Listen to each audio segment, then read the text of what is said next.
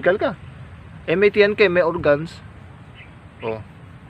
Yung organs mo, yung bituka mo, maghahanap ng pagkain yon. Pag muling pagkabuhay, meron kang ari, maghahanap ng babae yon, maghahanap ng lalaki yon. May ari ka eh. O may puso ka, yun makakaramdam ka ng saya sa muling pagkabuhay, physical ka. O, kaya alin ka ron sa muling pagkabuhay, espiritu ka ba o physical ka? Kung espiritu ka naman, wala kang puso, wala kang isip, wala kang tiyan, wala ka. Niluloko ka. Ganun lang yun kasimple.